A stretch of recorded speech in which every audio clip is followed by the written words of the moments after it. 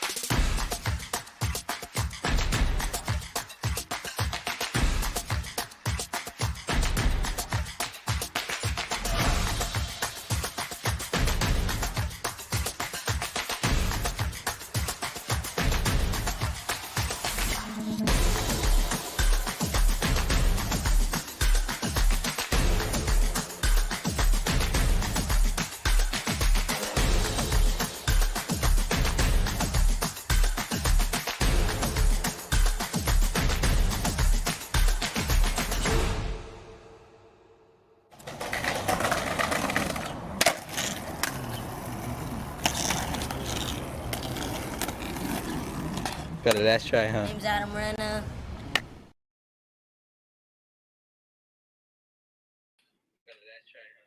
oh, hello everyone. Oh man, I hope everyone could hear me today, but I am excited. Oh man, I have my thing playing here. What the? Oh my gosh, I'm so sorry. It was on my phone. I hope everyone's having a great day. Let's get into it. Man, I hope you guys liked my new intro. I thought that was pretty cool. I totally messed up there if you guys saw it there. But Kennedy addressing the nation. It got delayed 30 minutes. I hear. So that's going to be kind of, I don't know what to expect here. I really don't. But I think it's going to be excited. I think it's going to be exciting to hear Kennedy finally set the record straight. I actually posted my official position today on X. Let me show you real quick since we have a little bit of time. Alrighty. Here's my official position. All right. On kind of whatever Kennedy decides.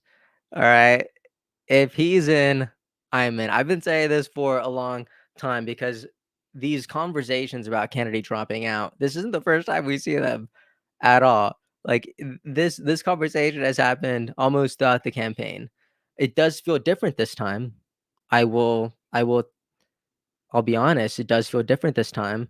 With the things that we've been seeing, it feels different, but overall, this is my position. Okay? If he's in, I'm in. That's how I'm going into this, and I just want to be clear there.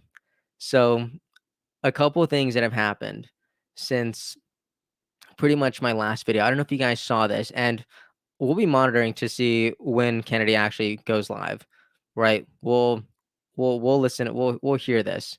Okay. Oh my gosh, it's almost like 500,000 people right here. That is absolutely wild. But something that happened last night, in the middle of the night, this document got leaked, right? Pretty much stating RFK Jr.'s voluntary withdrawal from Arizona. Okay. That happened yesterday, and a lot of people this just kind of made things worse because everyone was already speculating, like, "Oh, what's RFK Jr. doing? I don't understand." If people like him, they're like, "Man, he was at 5%. He's gonna be happy. He could maybe he's not gonna, win the presidency, but maybe he could get matching funds for the next time, and then he establishes a decent third party. This is a good thing." But now that he's kind of withdrew from Arizona, it kind of created more speculation here. Now, there is a theory. There is a theory. I don't know where I saw this, but there is a theory going around that Kennedy is actually going to be withdrawing from the battleground states. So he's not a spoiler, but he's still going to be in it. Now, do I believe this? It's possible. It's possible. Now, here's the thing. We all have known Kennedy for a while. All right. Anyone who's in this little comment section or watching party, anyone who's here has a pretty good understanding that Kennedy often doesn't do the conventional orthodox approach. He usually does things a little differently. So that's why I'm not writing that theory off. Okay. Is that possible? Honestly, today anything's possible. But a ton of people are sharing this. It is it's wild. I'd love to know where you guys are at today. I'll just look at the comment section real quick. Drop out of the swing states to help Trump, stay in to get 5% of the vote. Yeah, so that would be the idea. So someone says, "What would be the point of that?" It's to drop out of the swing states to almost to help Trump, but hopefully still get 5%. Right? Someone says it doesn't make sense to withdraw though. I don't get it. Here's the thing. Here's the thing, and I've been trying to think about how to say this eloquently, but it's that Kennedy I believe this is all speculation until they go live. All right, this is all speculation. This is all hypothetical. But my idea is that Kennedy now sees a a Kamala and Waz administration more of a threat. He sees that more deeply than he actually wants to win, or he believes that he can win at this point. Because we are 75 days out. All right, we are 75 days out, and at this point, it really does make you wonder, right? 73 days away, okay, until the election. And I think we were all really hoping that he would be kind of polling better, but oh my goodness.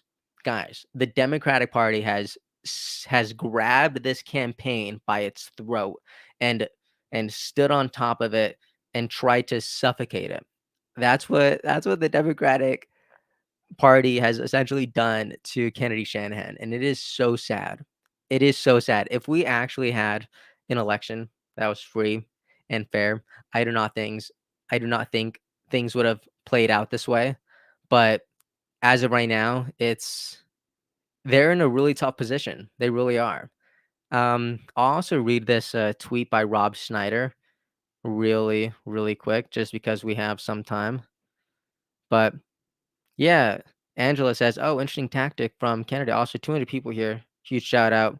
That's awesome." Benjamin says, "Just stay in the race, Bobby." Of course, he is dropping out. You guys, yeah, I don't know. I don't know. It's all speculation right now. All right. Also, could I just say, I'm like, I'm kind of hurt because some of the people in the comments, like they were I've been looking at the comments past couple of days, and just because I'm kind of sharing my perspective and what other people are feeling and thinking, people are kind of calling me out, saying that I'm like being like unfaithful almost to Kennedy. And guys, I'm just telling you the truth. Like I'm just telling you what people are talking about. I'm taking these conversations and bringing them to you and showing you what the general census is. Okay, that's kind of what I've always done here. So, if you're not liking what other people are saying, don't shoot the messenger here, okay? So, yeah, let's go ahead and read this real quick, just because we have a little bit of time until they start. Rob Schneider says, "Dear fellow Robert Kennedy Jr. supporters and American citizens." Also, guys, I'm not the best reader, so give me a little bit of slack over here. He continues and says, "As we have seen this week, once again, the Democratic Party is not running on any ideas to make America's lives better, Americans' lives better. They are once again running on the hatred of one individual, Donald Trump." You know what I just heard the other day? It was like, over the past 16 years, President Trump has held office for 4 of them, and Democrats had held the office for the other portion of the 16 years. And it just makes you wonder, of the past 16 years, if all the problems were done from Trump and 4, why? I mean, it just doesn't really make any sense for Trump to be the center of all these issues. Like, the Democratic Party needs to learn how to take some responsibility here. Like, it's really not that hard.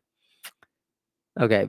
He continues and says, "And they are hoping that you will hate him so much, that you will hate him so much that you will forget about the Democrats' forever wars that are pushing the world closer to World War III. They are hoping that you forget about your grocery bills being 26% higher since Biden Harris took office. The Democrats are hoping that you forget about all the censorship that Biden Harris regimen did, working with tech companies to silence scientists. They also silenced Bobby, doctors and academics, and anyone who dared question the tyrannical COVID policies, violating the First Amendment rights of all Americans, firing federal workers, doctors and nurses who refused to get an experimental vaccine, forcing 2-year-old babies to wear masks, closing schools, small businesses, while allowing big businesses to make billions in profits."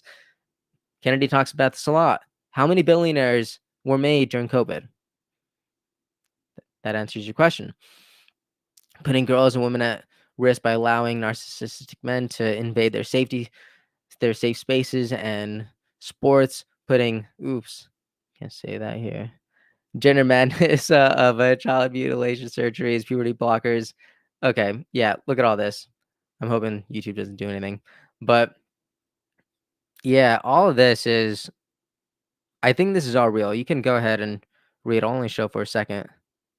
But Rob Schneider, who is by the way a huge Kennedy supporter. But him being a huge Kennedy supporter does say, "As a fellow American citizen and Robert Kennedy Jr. supporter, I hope that you will oppose tyranny and join us and vote for Donald J. Trump."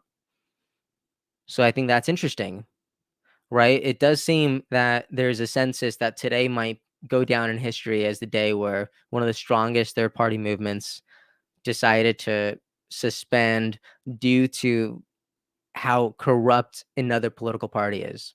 I don't think we've ever heard anything like that before, but I think we should be preparing ourselves. Let's see where people are right now. All right, still nothing yet. Still nothing yet. Yeah, still waiting. I'm actually going to bring this up on YouTube real quick. I feel like it might be more reliable. All right, here it is. RFK Jr. addressing the nation. There we go. Let's see. George also writes, "Breaking. RFK Jr. is on the verge of making his historic announcement about the presidential race." This person is sitting front row to witness it. You know what? I was actually thinking about going over to Phoenix and trying to get in this room, but the only reason I opted against it was only because then I wouldn't be able to make pretty much any videos today. I wouldn't be able to make this live stream, and I thought, as cool as it would be to actually be there in person, I thought it would be more important to actually be here and share this moment with pretty much other people who maybe they aren't watching it over there, maybe they can't get over there. So, yeah. Oh, I also saw this video today. This was, I guess, a bunch of people outside for Kennedy, and Lara Loomer posted this. Check this out. You know, we have some newbies hopefully joining the Trump movement, and they're coming from the Kennedy camp. I want to introduce you to Caesar. Caesar, also a young American voter. You can see he's got the Vote Kennedy Shanahan. And you know what? There are rumors that potentially Kennedy could come out and endorse Donald Trump today. Now, if that is the case, would you then change your vote from Kennedy to Trump? Yes, I think anything that we can do to get Kennedy in a higher position is worth it. I believe any decision that Kennedy makes, it comes from an enlightened place. So he has my full confidence and support in anything he decides to do. The man has a beautiful heart. I will absolutely say that. And Shanahan, his running mate, she is very well connected. She's from the Silicon Valley. Very smart woman.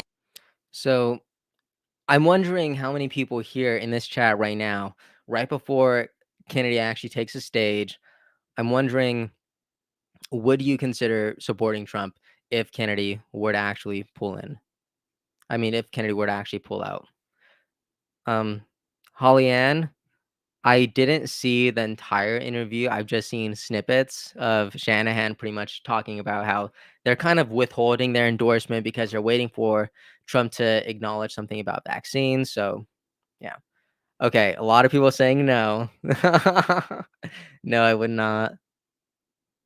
Okay. Okay, someone said, I swore I wouldn't vote for Trump, maybe if he was attorney general or CIA director. Okay, that's interesting. So your posture is to make some sort of compromise, maybe at least this comment. So that's interesting. Someone says this lifelong Democrat will vote for Trump. Okay, so a lot of people are still saying no. Holly Ann says yes. Ray says yes, no question. Okay. Yes, I trust Kennedy. And that's another thing. That's kind of my position as well. I'm kind of thinking, like, we've trusted Kennedy this far. You know, everyone here, like, we've been with Kennedy this far. Okay. And I don't know. I just trust the man. I trust the man. Like, I don't know where he's going, what he's gonna do, what he's gonna do today, what he's gonna say. But honestly, with the amount of hours that I spent listening to him, probably days at this point, like, I genuinely don't think Kennedy is gonna take any decision that he makes today lightly at all. I actually think that he's put in a lot of time to think about this deeply, and I don't know. I'm gonna hear him out. I'm really gonna hear him out. And like I said today earlier, my my official position, so clear. If he's in, I'm in. If Kennedy's in, I'm in. I said that whenever Biden dropped out of the race and Kennedy held a press conference afterwards. I was like, if he's in, I'm in. Really. I said that after what happened to Trump on July 13th happened. It was, if he's in, I'm in. Like, I'm by Kennedy. I really am. So I'm really interested to see what happens today. Another thing that I saw this morning was apparently his wife Cheryl is opposed to her husband endorsing Trump when he drops out of the race today. I don't know. Why do you think that's what do you think about that? I don't know. I don't know. Someone says Kennedy's on the ballot in PA. He has my vote. See, here's kind of a problem with that. It's according to this leaked photo that we saw, Kennedy says that he really wants them to not print out his name. He doesn't want him to not print. He doesn't want them to print out his name on the ballot. He doesn't want them to count any votes towards him. And I just think that's wild. So if you're someone who is here who is still committed to voting for Kennedy, even if you know that he's not gonna that his votes are not gonna be counted, you know what? That's all you. All right. You can do that, but I want you to have all the information. I want you to know that his votes will not even be counted. It's not going to be like what happened, according to this. It's not going to be what happened in 1990 with Ross Perot, where he still ended up with 19% of the vote. We won't know how much percentage of the vote that he ends up with. We really won't know. So that's going to be really, really interesting to see. Oh my gosh, someone sent $5. Thank you so much. That's really sweet. That is really sweet. Everyone remembers Larry Sharp. Diamond hands. There we go. I love it. Diamond hands. Wow. No matter what happens, still rooting for RFK. Yeah, so I don't trust Trump to keep Kennedy in position. Yeah. Yeah, we don't know. We don't know. I think Trump has kept his words occasionally, and other times he's been less than reliable.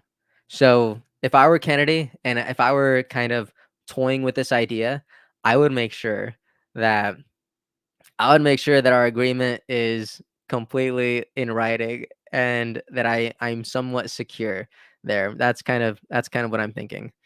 Science faction says I would vote for Trump if RFK gets a high level cabinet position. FDA, CIA director at the same time. Whoa. 300 people here. How are you guys doing? That's pretty cool. Man. There we go.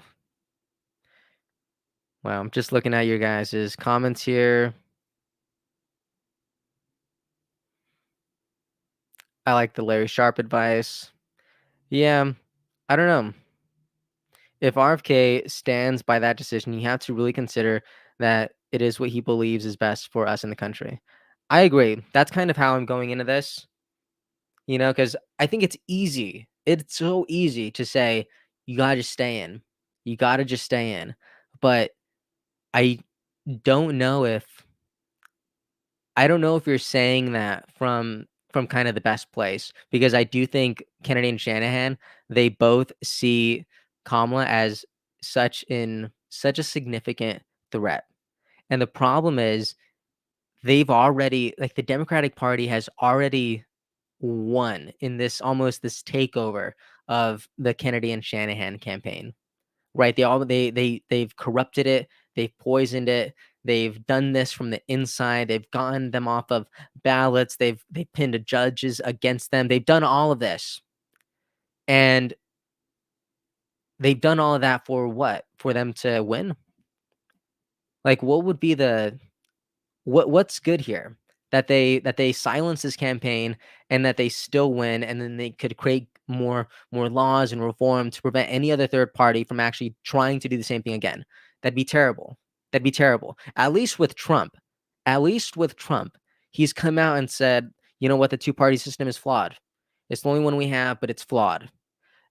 Is there some future where Kennedy and Trump can actually, over the next 4 years, if this were to happen over the next 4 years, take the time to almost deconstruct the two-party system and create something more meaningful that allows a third party to breathe? Is that possible? Is that possible? If you ask me, I'm gonna say there's potential there. I really would say that there's potential there, especially because after Trump gets his second term, right? If that is what happens, again, we're all speaking in hypotheticals. This is all speculation. But if that happens, then what is the Republican Party after that? You could make the argument there's a lot of high figures here, right? There's a lot of people here, a lot of people like Vivek. It might be natural for JD Vance to maybe take the place. There's whoa, is it starting? Still going. Did you guys hear that? They're getting ready to start. They are getting ready to start. That's gonna be crazy. But I'll just continue on my idea. This is live, so we'll see when this starts. But Yep.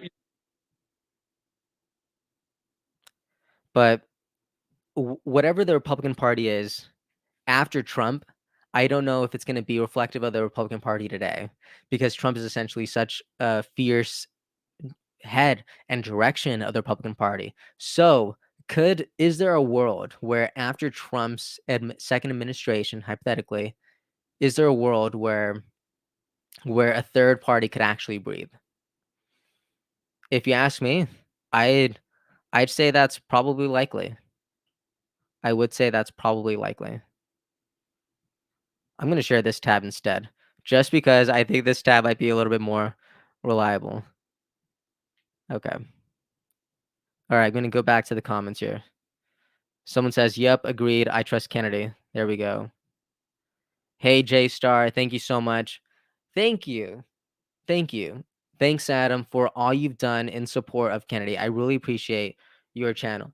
Thank you so much. I was getting a lot of comments last night, and I've had to get emotional. I don't know if you guys were with me from the beginning, but I've kind of always made these videos, and I feel like I'm still kind of a loner in this space of people who put out long form content.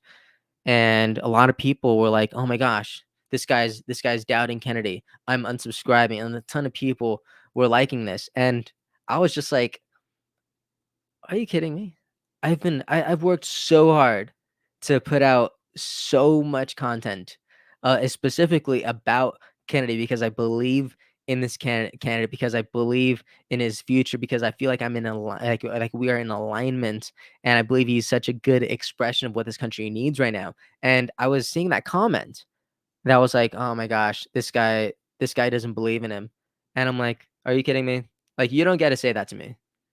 You don't get to say that to me, okay? After all the work and hours that I've put in here to make these things happen, like, I love Kennedy, I adore Kennedy, I support Kennedy. We're having these conversations because they're important, okay? It'd be delusional to not be addressing these and just to remain hopeful, okay? I am very optimistic, like, not a lot of people would be supporting a candidate who has been polling at 5% recently. Not a lot of people would do that, but I am so optimistic that I still believe in a future where this campaign has impact, okay? That's why I'm here. But, okay, we're still waiting on this to we're still waiting on this. All right, a ton of people are here. There's almost half a million people. All right. Joey says Trump can't guarantee him a position. Congress votes it, and they won't do it. Dems won't vote him in. Man, who knows? Someone else says, I sure do not trust Trump or Harris. See, that's another thing. Like, I don't know if your posture is voting for, like, I don't this is kind of going back to the shadiness of the two-party system, because then you start voting for, like, oh, the lesser of two evils. I saw recently, like, Anna Matson shared on Twitter. She responded to a comment and it said, "The lesser of two evils is still evil." And I think that was really profound.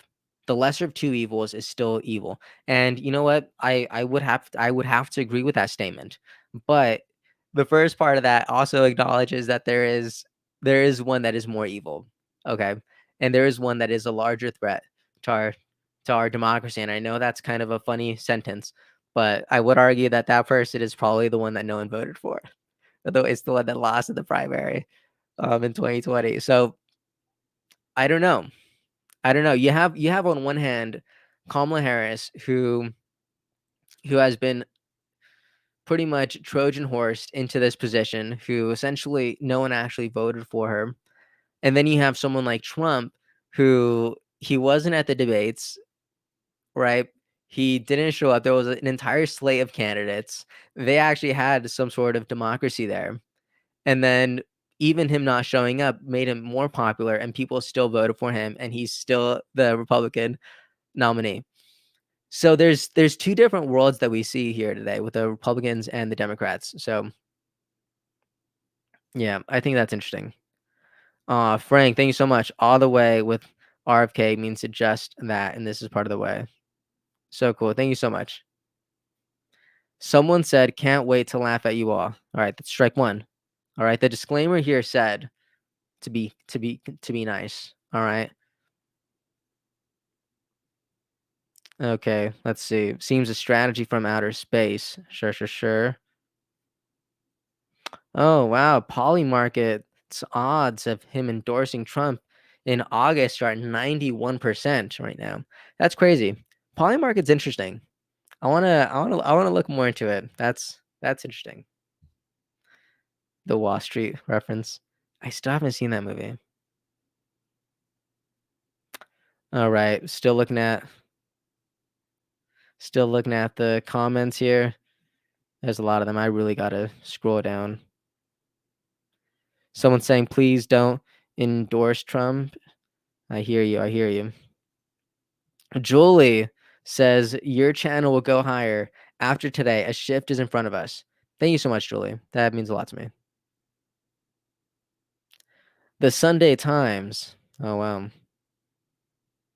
You remind me of Brendan Small from Home Movies. I'm about to look that up, and I'm gonna look it up live. All right. So if it's hurtful, I'm gonna be upset. All right. I'm gonna look it up live. Let's see what's it called. Brendan Smalls. Brendan Smalls. What is it called? Home Movies.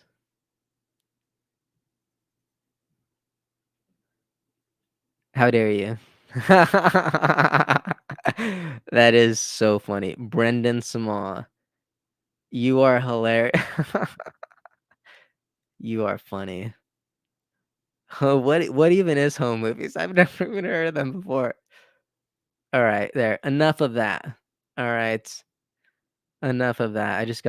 You just humiliated me in front of all of my friends. How dare you? I'm just kidding. All right.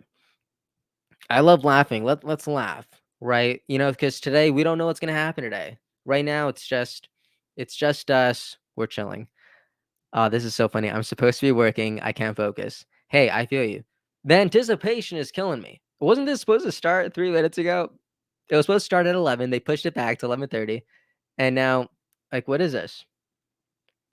Oh my goodness. Oh whoa. Oh whoa. We got a new Nicole Shanahan tweet. Give me 1 second while I bring this up. Oh my gosh, I also really love this tweet. This happened earlier today. Yeah. Shanahan wrote on a tweet saying, I'm not a Kamala Democrat. I'm not a Trump Republican. I'm an independent American who is endorsing ideas, not a person or a party. There we go. There we go. This is what I love to see. I will continue working to give a voice to the voiceless and bring power back to the people. There we go. Also, quick thought. What do you guys think about Governor Shanahan? Right, because Shanahan talked recently about seeking the California governor position. I don't know. I'd love to know your thoughts. So I'll play this video out real quick because again, we're still waiting on their live stream to start. But until then. Initially, it was a mother who's here today who reached out to inspire support in this campaign. I got into it through my own journey of reproductive health, followed by a steep. Oh man, this is kind of emotional, right? This is whenever they just announced her. Oh man, we've come so far. We really have. Every single person here, like, yeah, I love you guys. Really, this is like a really cool space to be in, and I'm really grateful for all of you. Like, real talk, man. This is emotional. I might cry. Okay, just so we're clear. Okay. Learning curve for caring for my daughter who has an autism diagnosis. In that journey, I discovered that women's fertility is in precipitous decline around the world. We are facing a crisis in reproductive health that is embedded in the larger epidemic of chronic disease. I have met mothers protecting their children who are searching every possible avenue for their health. And yet the Republican Party, like the Democratic, is letting them down because the actions of the party are diverting from the values that actually support individual freedom. Most American moms and dads already know the truth of the matter. And it's just long overdue that the duty of care owed to the American family is actually given. It wasn't until I met Bobby and the people supporting him that I felt any hope in the outcome of this election. I never thought in a million years I would be up here running for vice president. But what I am doing is I'm joining the millions of mothers out there who support this candidacy. They are Republicans and Democrats and independents. They read the labels at the supermarkets and wonder how to keep their kids healthy. They watch in anguish when their children suffer from chronic disease. They cry silently as their teenagers deal with depression, anxiety, and addiction. They do their best to hold it together, and they do because they're freaking. Man, Shannon she's so likable. She really is. She has such a like powerhouse personality, and she's gonna go like, come on, if the world was between Shanahan and Harris, come on, would it even be a question? Would we even have an election here? Come on. Anyone see Kamala's speech last night at the DNC? Just for comparison, maybe. Freaking strong. They're my heroes. They're my heroes. They're the moms trying to make a normal life for their children in a world that has gone crazy. As a mother myself who knows the firsthand challenges of raising a child with special needs, I promise to you to make this world a little less crazy. This won't happen overnight, but I have seen miracles that the human spirit can accomplish. I have seen its resilience. And most importantly, I have seen its capacity to heal. And what is possible for the human being is also possible for our nation. So please, join me and Robert F. Kennedy Jr. in the healing of America. We've got this. Wow. That's so good. Man. If she does eventually ever run, like I would love to see her run and win as an independent in California. I do believe California is one of those states who could potentially see that happen. Okay. I don't know if California is going to be red anytime soon, but I think it could be purple. I really do think it could be purple. Melanie, thank you so much. We're not going to leave you, Adam. That means a lot to me. Thank you. Yeah, we're still waiting here. Oh my gosh. There's 700,000 people here.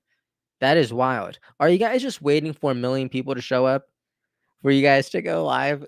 Because you're 38 minutes late now. Like, I'm saying you were late and I was late. Okay? I'm like, I have a sandwich here that I'm like not ready to eat because I'm waiting for you guys to start. Okay, still looking at the comments. Nicole is awesome. Yeah, you are fine. Don't ever apologize for not being able to send donations. You are completely fine, Melanie. You are fine. Please. You guys being here with me is more than enough. Okay? Joey says, "Thanks for being here, Adam." Yeah, Mara says, "I've been crying." Thank you, Joey. I feel you. I feel you. This is emotional. Like, guys, could I just let me do this real quick. Let me bring up my channel real quick. But guys, we have is this like not like at least a little bit emotional? Like look at how long we've been here together. Like this is emotional. Like we've been here through scandals. All right, we've been here through surges. We've been here through what answering whether or not Kennedy could win. We saw Kennedy get called out by Trump. We saw him get called out by Biden. We compared their policies. Man, we saw him poll as high as 19%. This one was like as high as 56%. Man, we saw the leaked conversation with Trump like that. We have been through it all. We have been through it all. And this is kind of sad. All right, this is whatever. I mean, obviously, again, all speculation. We don't know what's going to happen today. Could Kennedy say, "Hey guys, just wanted to announce we're on every ballot," and then give a stump speech? Absolutely, it would sound like Kennedy. I'm not going to lie to you. That would be hilarious. He has almost 800,000 people watching live. I'm assuming there's going to be probably 10 million people who have seen this by the end of the day. And yeah, Tony says, I'll be crying along with you, Adam. Yeah, this is emotional. This is huge. Man, it's tough. I've been following this channel and I can't even vote. I was hoping for Kennedy all the way over in Norway. Thank you so much. Julia says, Adam, you've gotten me through so much. You're awesome. We will all cry with you, Adam. We love you, brother. Guys, come on. There's almost 400 people here. I might get tear-eyed over here. Did you receive my email after your last live stream? Hey, yes, I did. Yes, I did. I believe I responded to you. Let me double check that. Wow. Yeah, let me see if I can check that. I really believe I responded to you. Yeah, I did. I did respond to you, Oz. I'm already crying. I feel you. Independent is a happier place. You know what's nice? I recently got a new driver's license and I had to, subscribe to like my political party, right? And I just put unaffiliated. All right, unaffiliated. And I think I'm much happier this way because like Shanahan, I don't want to vote for people. I really would rather vote for ideas. And I want the best idea to win. And I just want that to be loud and clear. And there was like an independent party, but what was that? 2 minutes? All right, guys, 2 minutes. It's going to start in 2 minutes. Wow, where'd you hear that? Man, so that's exciting.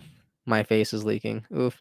That speech made me tear up. No, honestly, like no matter what happens, I think we made history.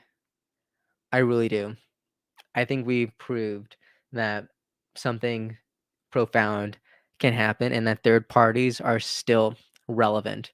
Okay? And I think whatever happens today, I think we already broke a hole. I think people's eyes are already opened and I believe it. Shanahan is so strong. I agree with you. I'm sorry if I'm getting the comments late. Man. Wow. Looking at more comments. Oh. Hello, everyone. Welcome so much for being here. Oh. I'd like to introduce everyone to Robert, or bring on Robert F. Kennedy Jr. I'm sorry to keep everybody waiting. 16 months ago, in April of 2023, I launched my campaign for President of the United States. I began this journey as a Democrat, the party of my father, my uncle, the party which I pledged my own allegiance to long before I was old enough to vote. I attended my first Democratic convention at the age of 6 in 1960. And back then, the Democrats were the champions of the Constitution, of civil rights. The Democrats stood against authoritarianism, against censorship, against colonialism, imperialism, and unjust wars. We were the party of labor, of the working class. The Democrats were the party of government transparency and the champion of the environment. Our party was the bulwark against big money interests and corporate power. True to its name, it was the party of democracy. As you know, I left that party in October because it had departed so dramatically from the core values that I grew up with. It had become the party of war, censorship, corruption, big pharma, big tech, big ag, and big money. When it abandoned democracy by canceling the primary to conceal the cognitive decline of the sitting president, I left the party to run as an independent. The mainstream of American politics and journalism derided my decision. Conventional wisdom said that it would be impossible even to get on the ballot as an independent because each state poses an insurmountable tangle of arbitrary rules for collecting signatures. I would need over 1 million signatures, something no presidential candidate in history had ever achieved. And then I'd need a team of attorneys and millions of dollars to handle all the legal challenges from the DNC. The naysayers told us that we were climbing a glass version of Mount Impossible.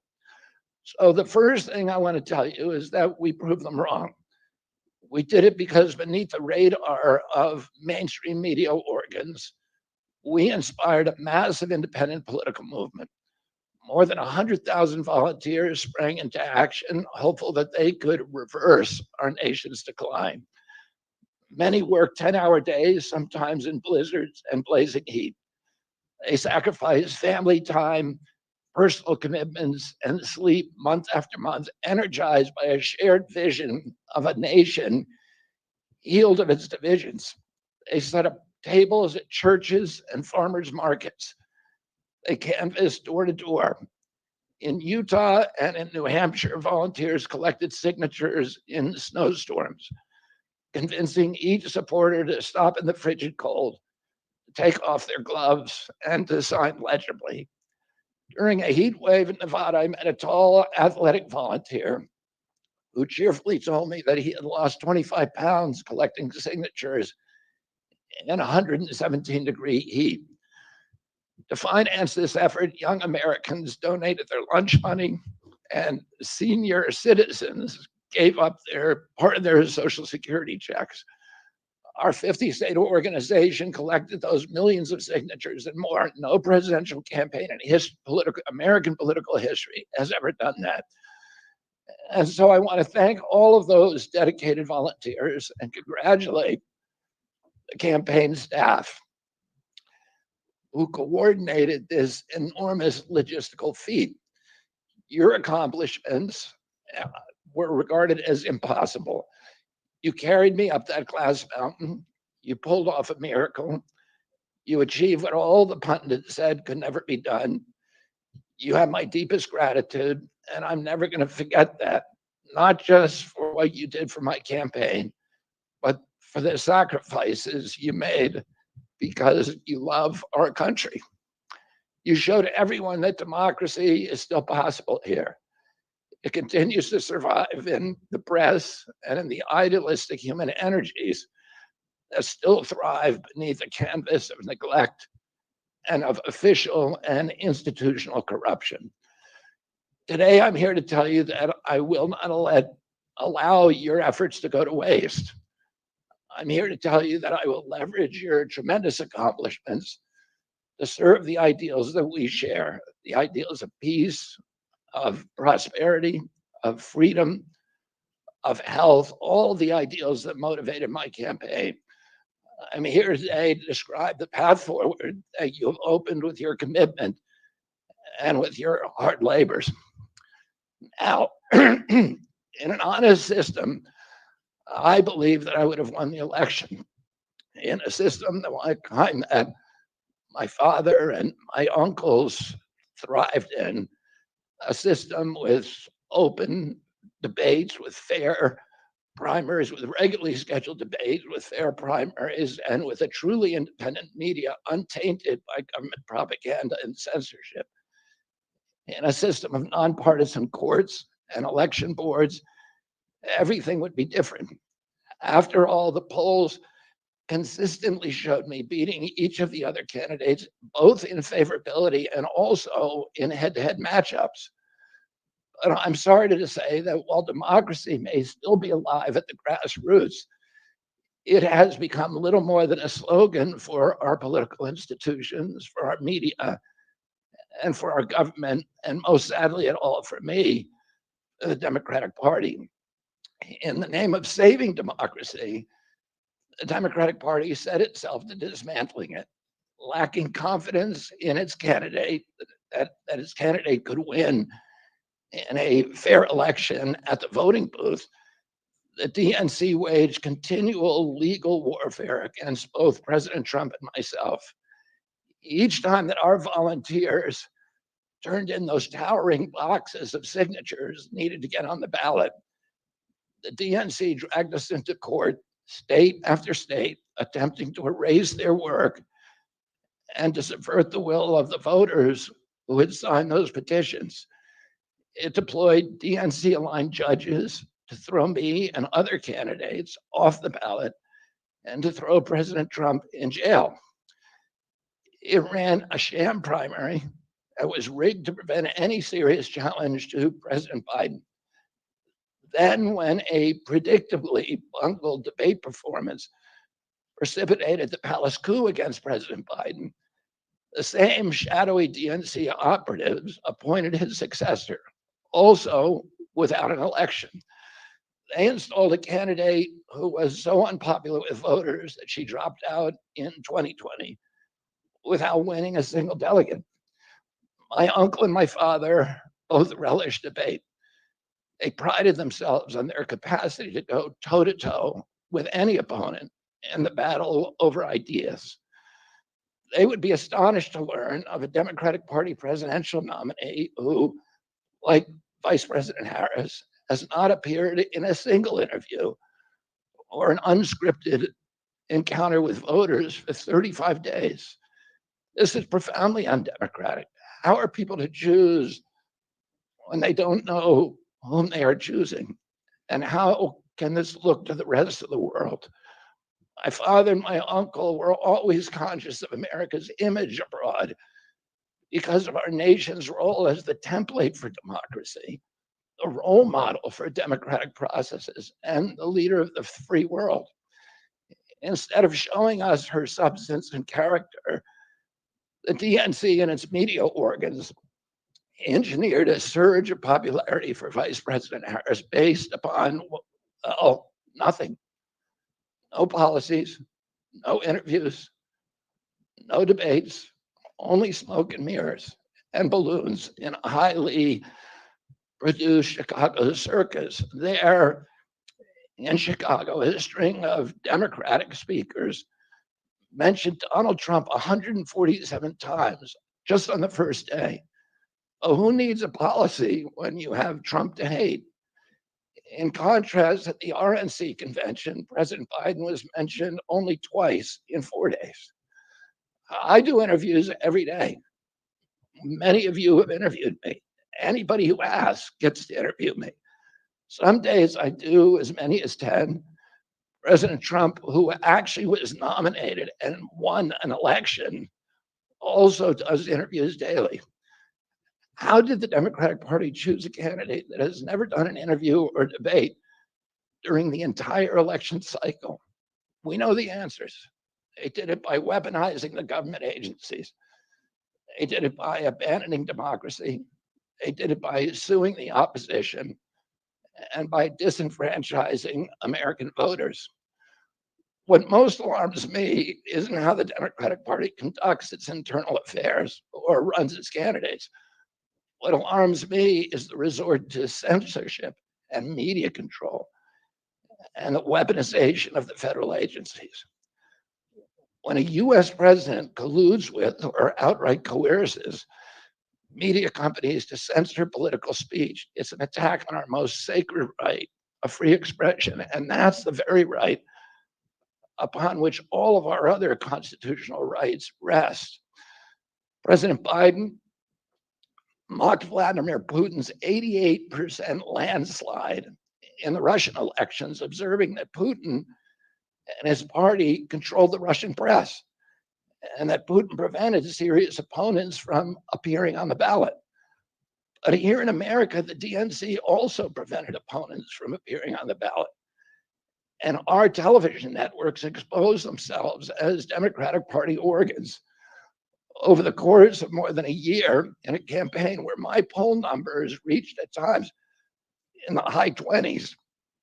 The DNC aligned mainstream media networks maintain a near perfect embargo on interviews with me. During his 10-month presidential campaign in 1992, Ross Perot gave 34 interviews on mainstream networks. In contrast, during the 16 months since I declared, ABC, NBC, CBS, MSNBC, and CNN combined gave only 2 live interviews from me. Those networks instead ran a continuous deluge of hit pieces with inaccurate, often vile, pejoratives and defamatory smears. Some of those same networks and colluded with the DNC to keep me off the debate stage.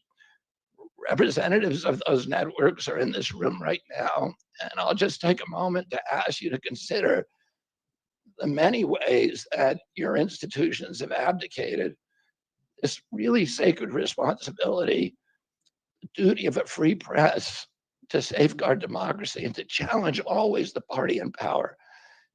Instead of maintaining that posture of fear, skepticism toward authority, your institutions have made themselves government mouthpieces and stenographers for the organs of power. You didn't alone cause the devolution of American democracy, but you could have prevented it. The Democratic Party's censorship of social media was even more of a naked exercise of executive power. This week, a federal judge, Terry Doty, upheld my injunction against President Biden, calling the White House's censorship project, quote, the most egregious violation of the First Amendment in the history of the United States of America.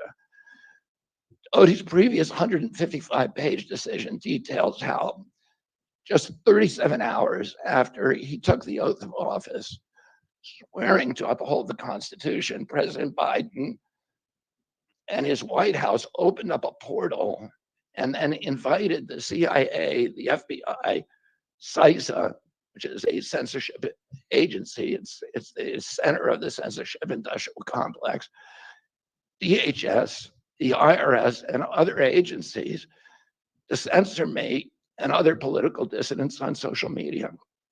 Even today, users who try to post my campaign videos to Facebook or YouTube get messages that this content violates community standards. 2 days after Judge Doty rendered his decision this week, Facebook was still attaching warning labels to an online petition calling on ABC to include me in the upcoming debate. They said that violates community standards, their community standards. The mainstream media was once the guardian of the First Amendment and democratic principles, and it's joined this systemic attack on democracy. It also, the media justifies their censorship on the grounds of combating misinformation, but governments and oppressors don't censor lies. They don't fear lies. They fear the truth, and that's what they censor. And I don't want any of this to sound like a personal complaint, because it's not. For me, it's all part of a journey, and it's a journey that I signed up with. But I need to make these observations because I think they're critical for us doing the thing that we need to do as citizens in a democracy to assess where we are in this country and what our democracy still looks like, and the assumptions about US leadership around the globe. And are we living up, are we really still a role model for democracy in this country? Or have we made it, a kind of a joke? And here's the good news. While mainstream outlets denied me a critical platform, they didn't shut down my ideas, which have especially flourished among young voters and independent voters, thanks to the alternative media. Many months ago, I promised the American people that I would withdraw from the race if I became a spoiler. A spoiler is someone who will alter the outcome of the election but has no chance of winning. In my heart, I no longer believe that I have a realistic path to electoral victory in the face of this relentless systematic censorship and media control. So I cannot in good conscience ask my staff and volunteers to keep working their long hours or ask my donors to keep giving when I cannot honestly tell them that I have a real path to the White House. Furthermore, our polling consistently showed that by staying on the ballot in the battleground states, I would likely hand the election over to the Democrats with whom I disagree on the most existential issues: censorship, war, and chronic disease. Oh, I want everyone to know that I am not terminating my campaign. I am simply suspending it and not ending it. My name my name will remain on the ballot in most states. If you live in a blue state, you can vote for me without harming or helping President Trump or Vice President Harris. In red states, the same will apply. I encourage you to vote for me. And if enough of you do vote for me, and neither of the major party candidates win 270 votes, which is quite possible. In fact, today our polling shows them tying at 269 to 269. And I could conceivably still end up in the White House in a contingent election. But in about 10 battleground states where my presence would be a spoiler, I'm going to remove my name. And I've already started that process and urge voters not to vote for me. It's with a sense of victory and not defeat that I'm suspending my campaign activities. Not only did we do the impossible by collecting 1 million signatures, we changed the national political conversation forever. Chronic disease, free speech, government corruption, breaking our addiction to war have moved to the center of politics.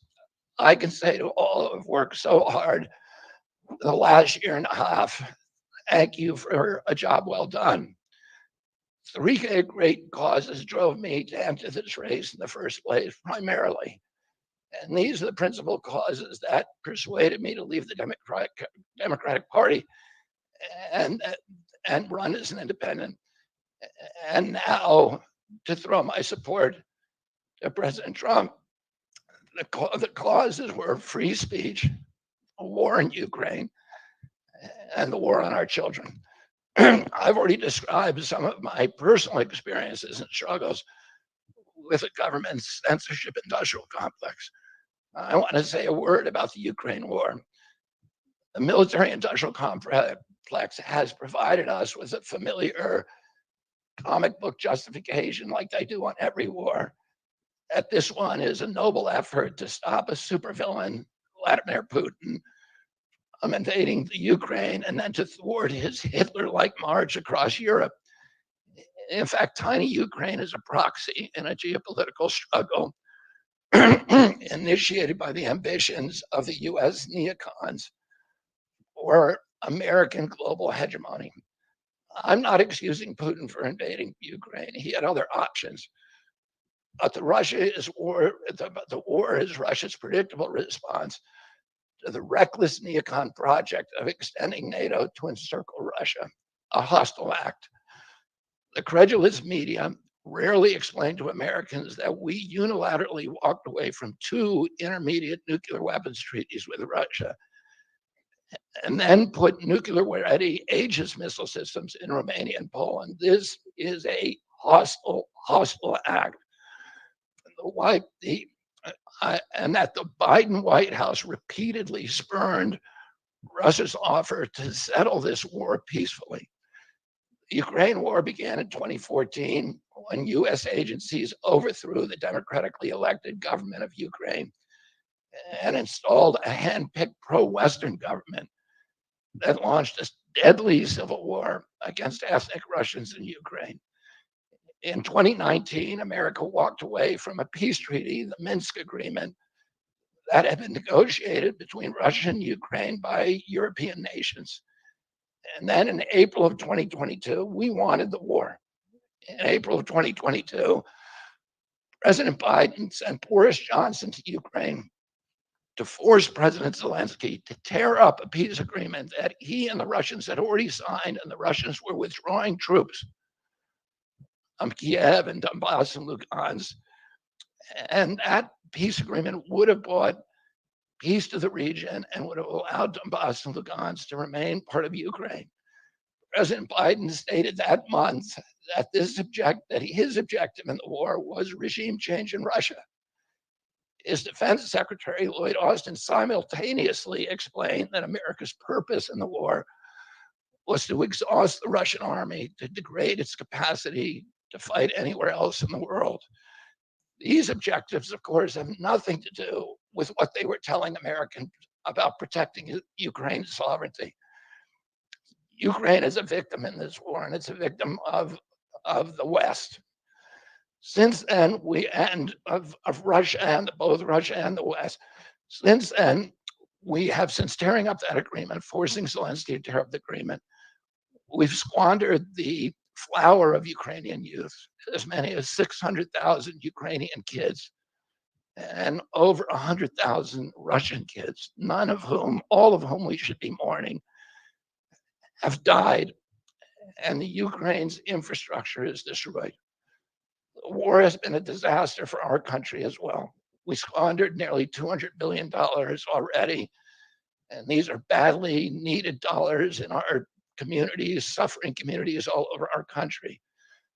The Nord Stream pipeline sabotage and the sanctions have destroyed Europe's industrial base, which formed the bulwark of US national security. A strong Germany with a strong industry is a much, much stronger deterrent to Russia, and a Germany that is deindustrialized and turned into just an extension of US military base. We've pushed Russia into a disastrous alliance with China and Iran. We're closer to the brink of nuclear exchange than at any time since 1962. And the neocons in the White House don't seem to care at all. Our moral authority and our economy are in shambles. And the war gave rise to the emergence of BRICS, which now threatens to replace the dollar as the global reserve currency. This is a first-class calamity for our country. Judging by her bellicose, belligerent speech last night in Chicago, we can assume that President Harris will be an enthusiastic advocate for this and other neocon military adventures. And President Trump says that he will reopen negotiations with President Putin and end the war overnight as soon as he becomes president. This alone would justify my support for his campaign. Last summer, it looked like no candidate was willing to negotiate a quick end to the Ukraine war, to tackle chronic disease epidemic, to protect free speech, our constitutional freedoms, to clean corporate influence out of our government, or to defy the neocons and their agenda of endless military adventurism. But now one of the two candidates has adopted these issues as his own, to the point where he has asked to enlist me in his administration. I'm speaking, of course, of Donald Trump. Less than 2 hours after President Trump narrowly escaped assassination, Callie Means called me on my cell phone. I was then in Las Vegas. Callie is arguably the leading advocate for food safety, for soil regeneration, and for ending the chronic disease epidemic that is destroying America's health and ruining our economy. Callie has exposed the insidious corruption at the FDA, the NIH, the HHS, and the USDA that has caused the epidemic. Callie had been working on and off for my campaign, advising me on those subjects since the beginning. And those subjects have been my primary focus for the last 20 years. I was delighted when Callie told me that day that he had also been advising President Trump. He told me President Trump was anxious to talk to me about chronic disease and other subjects and to explore avenues of cooperation. He asked if I would take a call from the president. President Trump telephoned me a few minutes later, and I met with him the following day. A few weeks later, I met again with President Trump and his family members and closest advisors in Florida. In a series of long, intense discussions, I was surprised to discover that we are aligned on many key issues. In those meetings, he suggested that we join forces as a unity party, We talked about Abraham Lincoln's team of rivals. That arrangement would allow us to disagree publicly and privately and fiercely, if need be, on issues over which we differ, while working together on the existential issues upon which we are in concordance. I was a ferocious critic of many of the policies during his first administration, and there are still issues and approaches upon which we continue to have very serious differences. We are aligned with each other on other key issues like ending the forever wars, ending the childhood disease epidemics, securing the border, protecting freedom of speech, unraveling the corporate capture of our regulatory agencies, getting the US intelligence agencies out of the business of propagandizing and censoring and surveilling Americans and interfering with our elections. Following my first discussion with President Trump, I tried unsuccessfully to open similar discussions with Vice President Harris. Vice President Harris declined to meet or even to speak with me. Suspending my candidacy is a heart-rending decision for me, but I'm convinced that it's the best hope for ending the Ukraine war and ending the chronic disease epidemic that is eroding our nation's vitality from the inside, and for finally protecting free speech. I feel a moral obligation to use this opportunity to save millions of American children, above all things. In case some of you don't realize how dire the condition is of our children's health and chronic disease in general, I would urge you to view Dr. Carlson's recent interview with Callie Means and his sister, Dr. Casey Means, who is the top graduate of her class at Stanford Medical School. This is an issue that affects all of us far more directly and urgently than any culture war issue and all the other issues that we obsess on and that are tearing apart our country. This is the most important issue. Therefore, it has the potential to bring us together. So let me share a little bit about why I believe it's so urgent. Today, 2/3, we spend more on healthcare than any country on earth, twice what they pay in Europe. And yet we have the worst health outcomes of any nation in the world. We're about 79th in health outcomes behind Costa Rica and Nicaragua and Mongolia and other countries.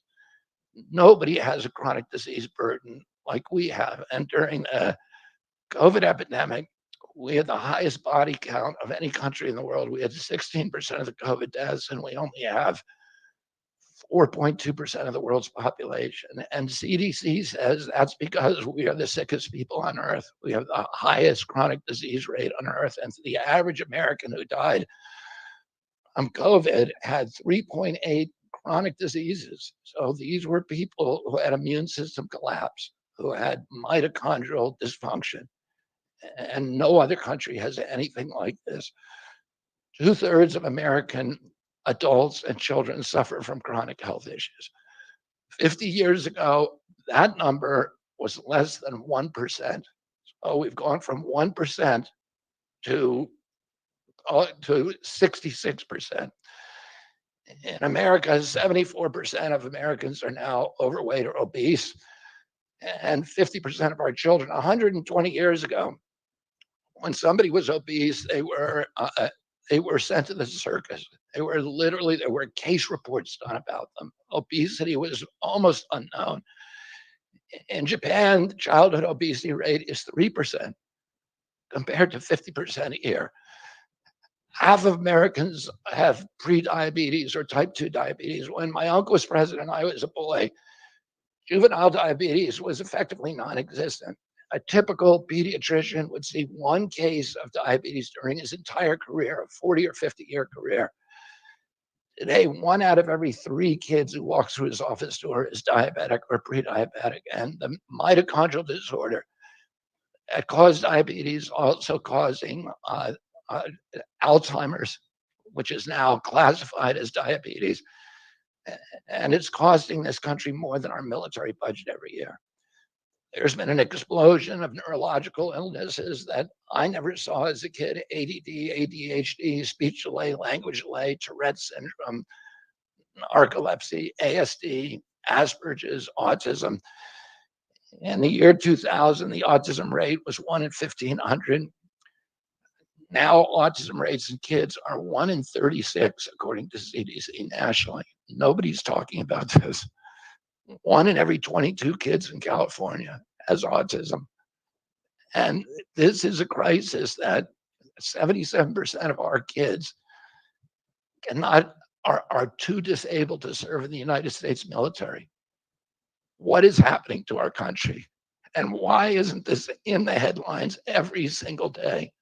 There's nobody else in the world that is experiencing this. This is only happening in America. About 18%. And by the way, you know, there has been no change in diagnosis, which the industry sometimes like to say. There has been no change in screening. This is a change in incidence. In my generation, 70-year-old men, the autism rates are about 1 in 10,000. In my kids' generation, 1 in 34. I'll repeat, in California, 1 in 22. Why are we letting this happen? Why are we allowing this to happen to our children? These are the most precious assets that we have in this country. How can we let this happen to them? About 18% of American teens now have fatty liver disease. That's like 1 out of every 5. That disease, when I was a kid, only affected late-stage alcoholics who were elderly. Cancer rates are skyrocketing in the young and the old.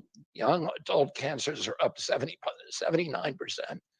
1 in 4 American women is on antidepressant medication. 40% of teens have a mental health diagnosis. And 15% of high schoolers are on Adderall, and 500,000 children on SSRIs. So what's causing this suffering? I'll name 2 culprits. First, and the worst, is ultra-processed food. About 70% of American children's diet is ultra-processed. That means industrial manufactured in a factory. These foods consist primarily of processed sugar, ultra-processed grains, and seed oils. Laboratory scientists who many of whom formerly worked for the cigarette industry, which purchased all the big food companies in the 1970s and 80s, deployed thousands of scientists to figure out new chemicals to make the food more addictive. And these ingredients didn't exist 100 years ago. Humans aren't biologically adapted to eat them. Hundreds of these chemicals are now banned in Europe, but ubiquitous in American processed foods. The second culprit is toxic chemicals in our food, our medicine, and our environment. Pesticides, food additives, pharmaceutical drugs, and toxic waste permeate every cell of our bodies. The assault on our children's cells and hormones is unrelenting. To name just one problem, many of these chemicals increase estrogen because young children are ingesting so many of these hormone disruptors.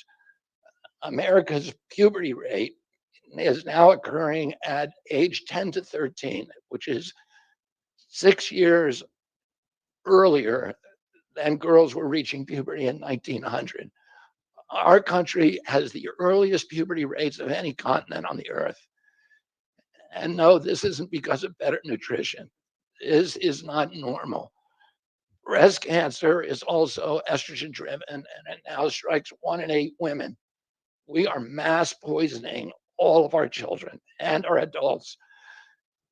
Considering the grievous human cost of this tragic epidemic of chronic disease, it seems almost crass to mention the damage it does to our economy. But I'll say, it is crippling the nation's finances. When my uncle was president, our country spent $0 on chronic disease. Today, government healthcare spending is almost all for chronic disease. And it's double the military budget. And it is the fastest growing budget item in the federal budget. Chronic disease costs more to the economy as a whole, costs at least $4 trillion, 5 times our military budget. And that's a 20% drag on everything we do and everything we aspire to. Poor and minority communities suffer disproportionately. People who worry about DEI or about bigotry of any kind, this dwarfs anything. We are poisoning the poor. We are systematically poisoning minorities across this country. Industry lobbyists have made sure that most of the food stamp lunch program, about 70% of food stamps and 70 or 77% of school lunches are processed foods. There's no vegetables. There's nothing that you would want to eat.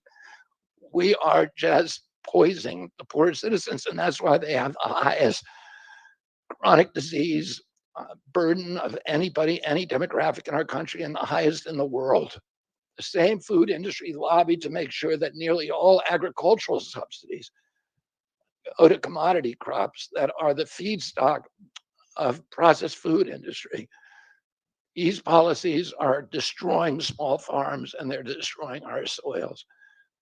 We give about, I think, 8 times as much in subsidies to tobacco than we do to fruits and vegetables. It makes no sense.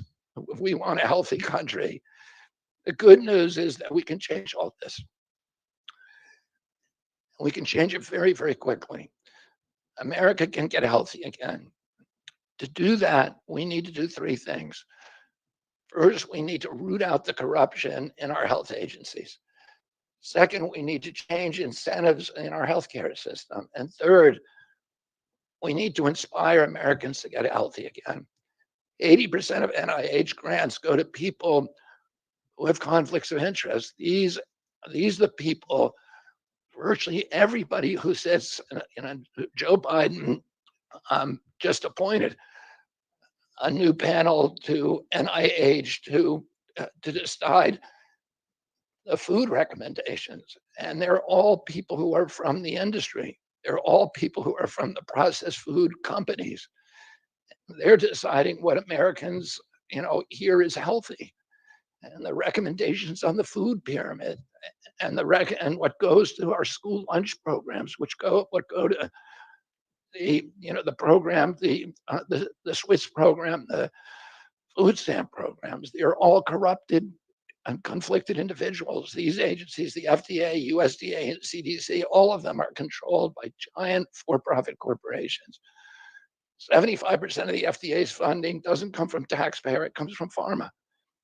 And pharma executives and consultants and lobbyists cycle in and out of these agencies with President Trump's backing. I'm going to change that.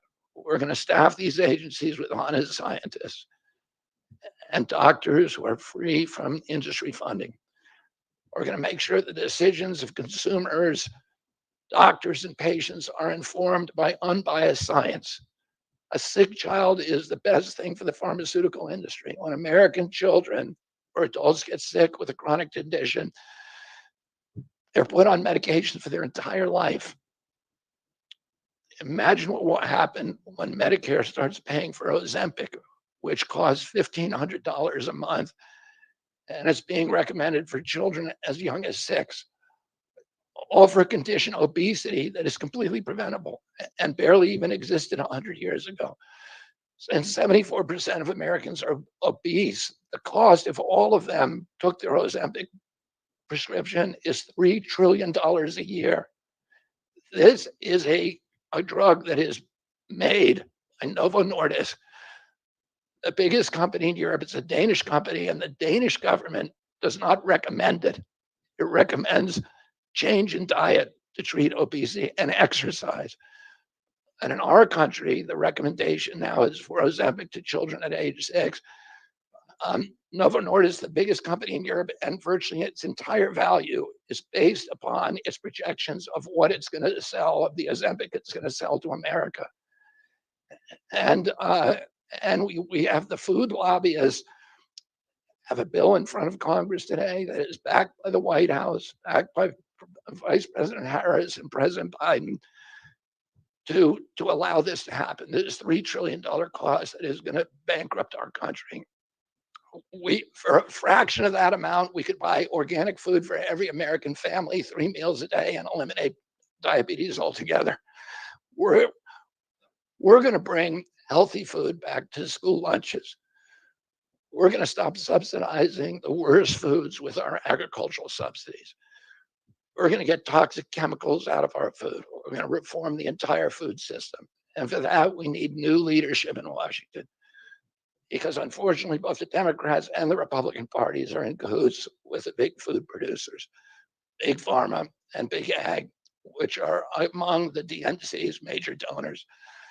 Vice President Harris has expressed no interest in addressing this issue. 4 more years of Democratic rule will complete the consolidation of corporate and neocon power, and our children will be the ones who suffer most. I got involved with chronic disease 20 years ago, not because I chose to or wanted to. It was essentially thrust upon me. It was an issue that should have been central to the environmental movement. I was a central leader at that time, but it was widely ignored by all the institutions, including the NGOs, who should have been protecting our kids against toxins. It was an orphaned issue, and I had a weakness for orphans. I watched generations of children get sicker and sicker. I had 11 siblings and I had 7 kids myself. I was conscious of what was happening in their classrooms and to their friends. And I watched these sick kids, these damaged kids. In that generation, almost all of them are damaged. And nobody in power seemed to care or to even notice. For 19 years, I prayed every morning that God would put me in a position to end this calamity. The chronic disease crisis was one of the primary reasons for my running for president, along with ending censorship in the Ukraine war. It's the reason I've made the heart-wrenching decision to suspend my campaign and to support President Trump. This decision is agonizing for me because of the difficulties it causes my wife and my children and my friends. But I have the certainty that this is what I've meant to do. And that certainty gives me internal peace, even in storms. If I'm given the chance to fix the chronic disease crisis and reform our food production, I promise that within 2 years, we will watch chronic disease burden lift dramatically. We will make Americans healthy again. Within 4 years, America will be a healthy country. We will be stronger, more resilient, more optimistic, and happier. I won't fail in doing this. Ultimately, the future, however it happens, is in God's hands and in the hands of the American voters and those of President Trump. If President Trump is elected and honors his word, the vast burden of chronic disease that now demoralizes and bankrupts the country will disappear. This is a spiritual journey for me.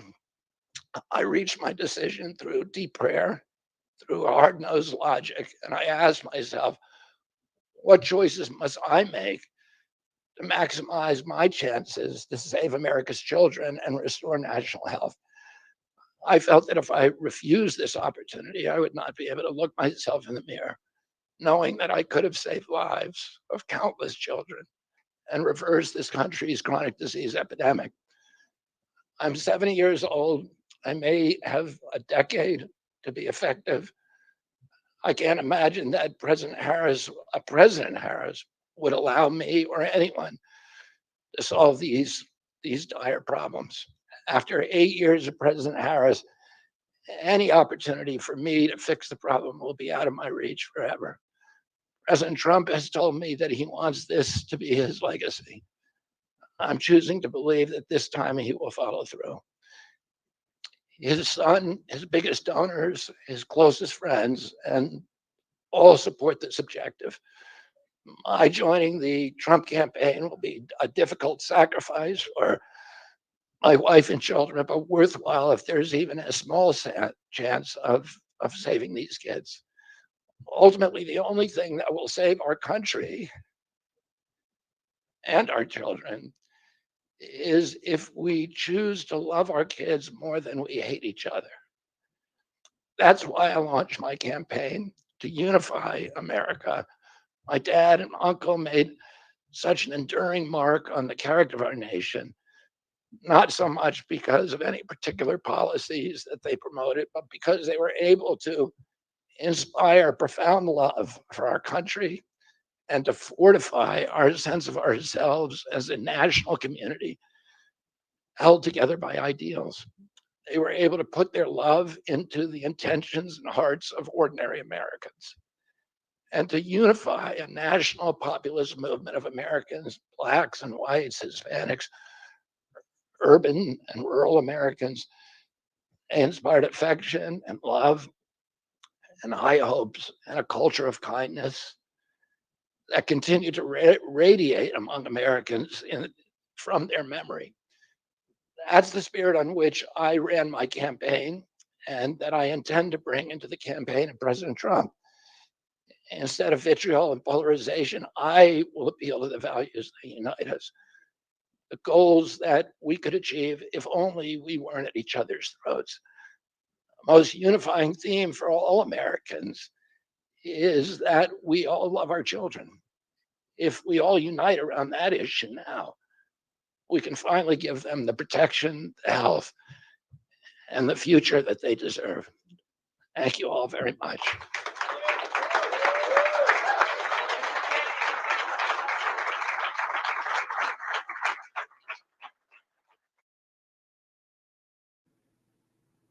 Oh my goodness.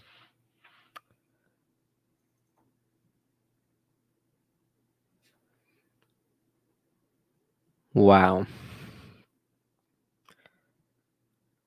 Wow. I think we got to breathe for a little bit here. Okay. We kind of need a recap a bit. I'm going to be looking at the comments right now. Let's see. Yeah, I agree. Jay, you can tell he didn't want to do it. This was hard. This is the hardest I've ever seen Kennedy have to say something. You could tell there was such a pain in his eyes. It was shattering to him, but he knew it was the right thing to do. Oh my goodness. Okay, Tony, I'm going to try to tell you exactly as I understood it. For one, Kennedy, let me go ahead and share my screen again. For one, Kennedy did a great job of pretty much bringing up exactly the battle that he was in for getting on the ballots and pretty much what the Democratic Party did in order to suffocate his campaign. That happened. And in that process, he discussed that he decided that it was in America's best interest that he actually, because he became a spoiler, unfortunately, that it was in America's best interest that he removed himself from the battleground states, so you cannot vote for him. But if you still want to support him, then he will still be on red and blue states. He just will not be on the battleground states, so he's not a spoiler candidate anymore. Okay? So he's not dropping out, but he's suspending. That's up to you how you want to interpret that. If you want to think that means he dropped out, some people already are saying, what's the difference? What's the difference? I don't understand. But my understanding is he's kind of slowing down. He's cut the brakes. He's already settled on the idea that he's maybe not going to be president this time around and that he could still have an incredible influence with the Trump administration. And then he went ahead and he talked a lot about kind of supporting Trump in these ways and the impact that he could have with the Trump campaign. Okay. Now, you guys could, it was really moving. It was really moving to see him cry. Also, I agree with Burrito King, who says ever since the attempt on July 13th, Trump's demeanor has changed for the better. I think I agree with you. I really do think. And in terms of endorsed and support, here's what I will say. And I said this whenever Joe Rogan showed support for Kennedy. Endorse, I mean, you could read this here. Endorse. Declare one's public approval or support of. Do you think Trump got endorsed? If you ask me based on this definition of the word endorse, I would say yes. I would say yes. If you think endorsed means like, oh, you have to say these specific words. Oh, RFK Jr. just endorsed Trump. If you're saying that if that's how you interpret it, if he needs to say the word endorsed, I don't know if he did. I don't know if he did, but he did show a lot of public support and public approval of Trump in this way. And yes, he did shed a tear. Okay. Claudia, hugs. Glad you gave us a safe space to watch and comment. Absolutely. I'm glad I was here too. I was seeing some other comment sections and they were looking rowdy. They were looking rowdy. Janelle says, I hope I'm pronouncing your name right. So heartbreaking. Yeah. It was tough. It was a tough watch. Someone says, doesn't look like he's endorsing him, but he's in support of Trump. Yeah, it really depends how you interpret it. Okay. Long story short, vote for him if you're not in a swing state, and he recommends voting Trump if you are in a swing state. Pretty much. If you're in a red or blue state, I don't think there's any harm in voting for Kennedy. I really don't. You know, California is probably going to be blue. So if you're in California, hey, vote for a candidate. Okay, if I was voting California, I'd probably vote for Kennedy. I mean, I would vote for Kennedy, absolutely. But I'm in a different space, so I need to make a different decision. Okay, guys, this is a long-term war here. Independence made progress. I agree with you. This is war. We're in battle right now. Okay, this is all battleground. Okay, and I do think something happened. And I think it's incredible to see. This is tough to digest. I really believe it was. But, man, peace logic. Thank you so much. Keep up the good work. Thank you so much, Dean. I appreciate you. Man, Adrienne says, since I don't live in a swing state, I will be voting for him. Good. I love. But, man, it's this is sad. I had to cut out a frame because I was tearing up. I was bawling. Man, it was tough. Man. So Skinny says you can still write him in battleground states. Here's why I wouldn't recommend that. Okay, Kennedy has been signing. Let me see if I can bring it up. Kennedy has been signing this document. This was from Arizona. He signed this document yesterday, urging Arizona to not count or tabulate any votes, which may be case for me for this office. Okay, that's what Kennedy is saying here. He's saying even if people essentially write him in, don't count it. So this is that would be my argument for you. If you still want to write him in, very well knowing that it will not be counted, I think you have every single right to do that. I just think you should make that informed decision yourself. Okay. Will Trump offer him attorney general? You know, they spent a lot of time talking about chronic health. So I think that's going to be what happens. Isn't a contingent election still possible? Absolutely. 100%. George says, y'all don't understand what is happening here. They are going to create a unity party and destroy the two-party system. You know what? I'm hoping for it. I still think that's possible. I think there's an argument to be made that is more likely to happen under the Trump administration than if Kennedy were just to not get elected at all. If those were the options, I think the former would be more likely, because after Trump gets his second term, he doesn't need to worry about seeking re-election. He doesn't need to worry about essentially kind of handing off the Republican Party to someone else if that's possible. But I think at that point, you could actually strongly consider how a third party would actually thrive with a current president's stamp of approval on it, with the current president's stamp of approval on it, and having a third party candidate with as much influence as Kennedy on and under your administration. I think something powerful can happen. Eric says he's not campaigning, but he will stand on the ballot and acknowledges that if neither candidate gets 270, he can still become president. 100%. 100%. So the question is, who is Adam voting for? Whoa. Dun, dun, dun. Who is Adam voting for? Who is Adam voting for? I will make a video on that. And that's going to be a great conversation. We're going to talk all about it, but that's not a conversation that's not a subject that I take lightly. I think voting is important. I've always voted any chance that I could get, and I've always spent a lot of time deliberately choosing every single candidate that I've casted my vote for. And just so you know, Republican, Democrat, I have voted for the past ever since I could vote. I have voted for Democrats, I have voted for Republicans, I have voted for people across the board. And you know why? Because my perspective today on this channel is still the same perspective that I have had since I was 18. Okay?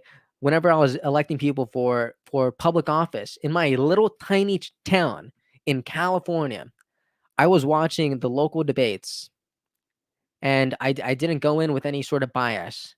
I wasn't saying, okay, well, you know what, my family kind of sees things this way. I have other members of my friend group who sees things this way. This is kind of who I'm going in for. No. It was always about the ideas for me. Who had the better idea? Who am I comfortable casting my vote for? And I'm going to be able to tell someone why I did it, years and years later. Whose vision do I more align with for the future? Who do I believe will actually stand by their word? Who do I believe is the best expression for the future that I want to experience? These are all great questions, and that's what I'm gonna. I'll continue that conversation more lately, but someone says, why would I write him in after this? And he essentially told you probably shouldn't if you're on a battleground state, right? Because then it really won't count. Okay. Christopher says, I don't think the hate for Trump is valid. In the same way that RFK has been framed as a loon, Trump has been treated for the same for much longer. Christopher, I think you are absolutely right here. Right? Because there's a lot of Kennedy supporters here. We love it. But Kennedy has been painted out to be some terrible mythical figure by mainstream media. And I think there's an argument to be made. There's a very strong argument to be made that has happened to Trump for way, way longer. He used to be loved by the media. Go back 20 years, he was loved. Go back 15 years, he was loved. Go back 10 years, I think he was still loved. And then things changed in 2016. Okay, things changed when he started campaigning, 2014, 2015. Things changed.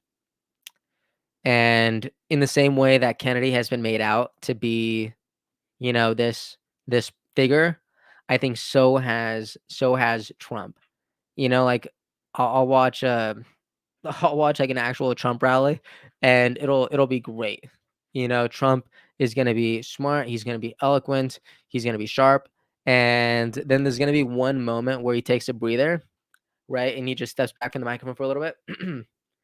And then the only thing you'll see at CNN saying Trump is really showing his age at this rally, where he steps back from the mic and clears his throat. And it's like, what are you talking about?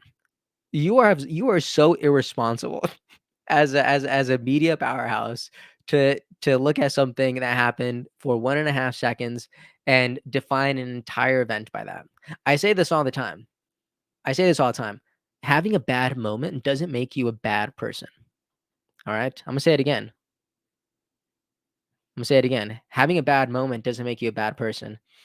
And I think people right now have been defined by their bad moments because that's what the media does. It's terrible. The media has taken a slither of RFK Jr. and defined him as that, and that's not who he is.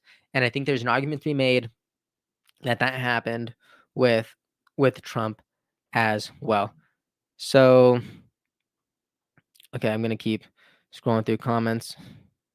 Janelle says, "I'm not okay. Thanks for sharing this with us, Adam. I understand. You take your time. You're fine. This is hard. It is hard. It was hard me watching this live. I had no safe space.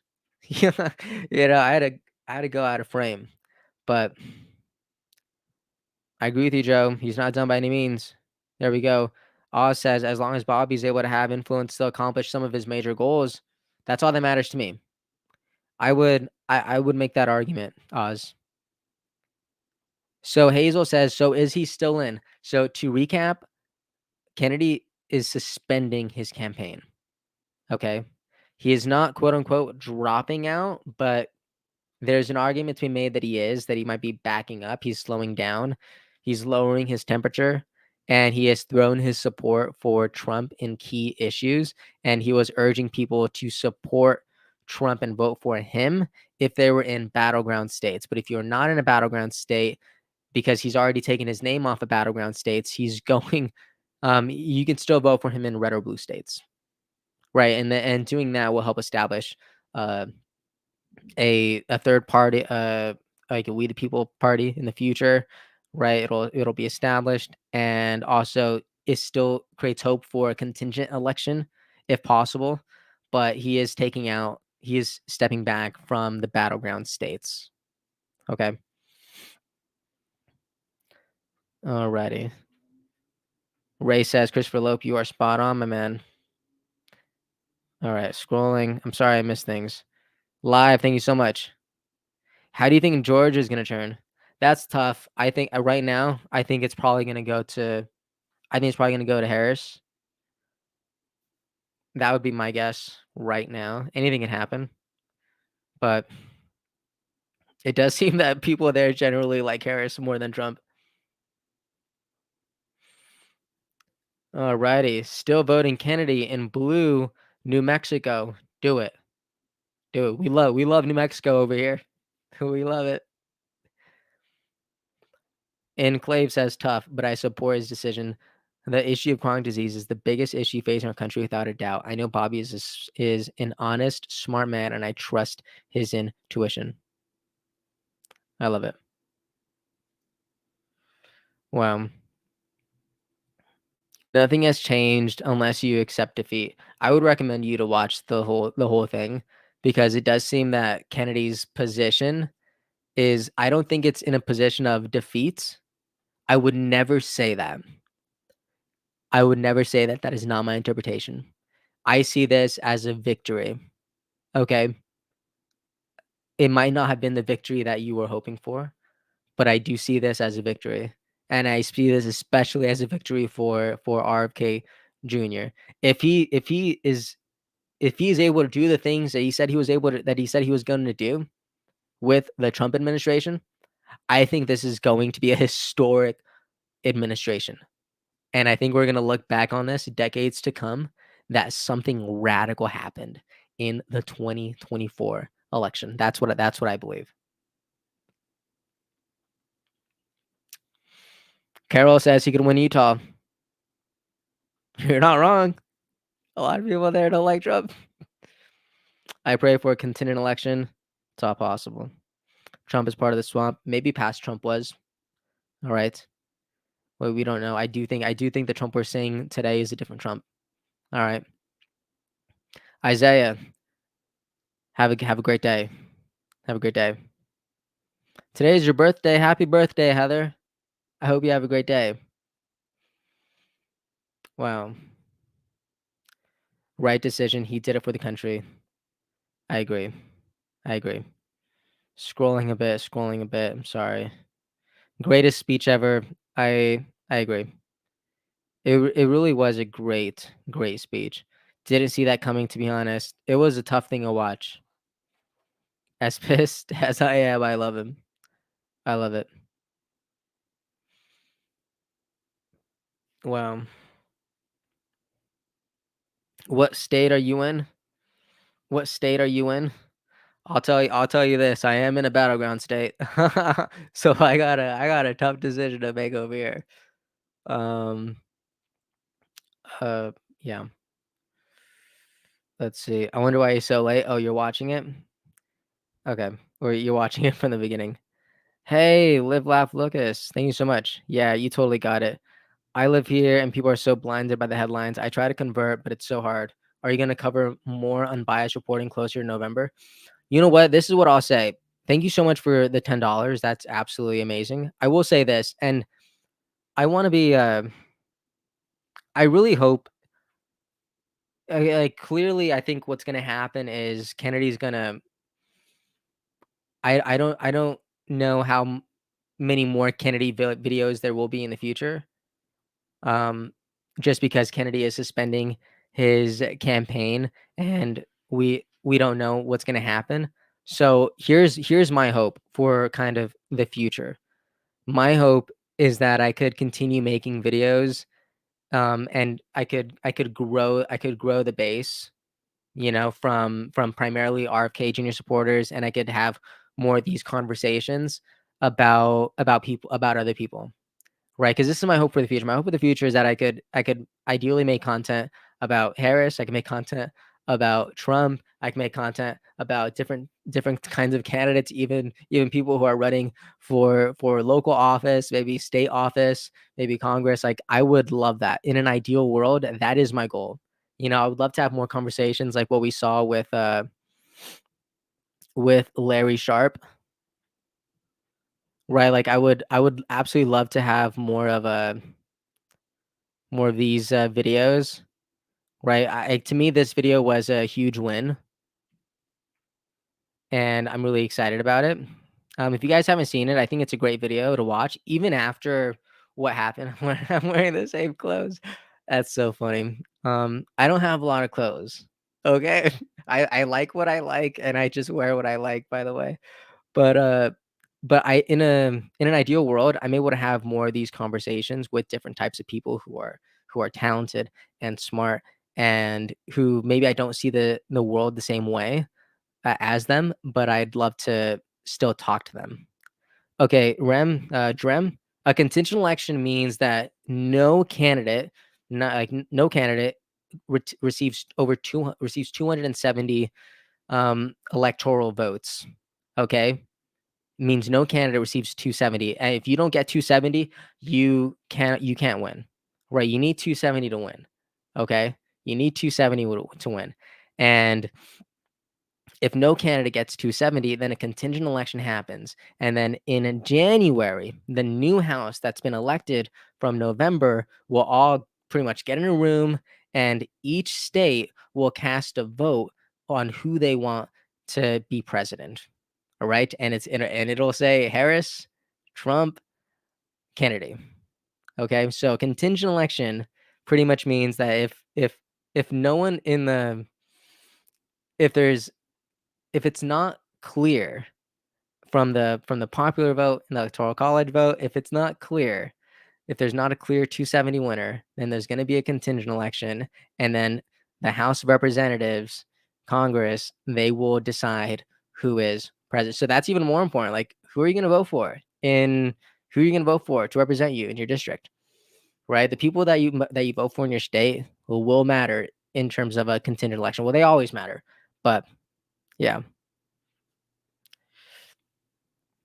Well, okay, scrolling a bit. But yeah, that's kind of my goal as terms of pretty much the future here.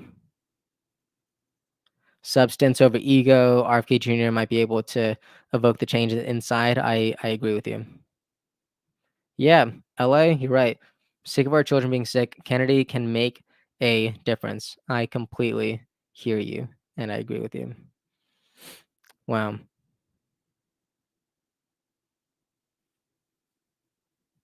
Wait, you just made this channel when RFK Jr. started campaigning? No. I've had this channel since like 2016. I've essentially been making videos since 2016.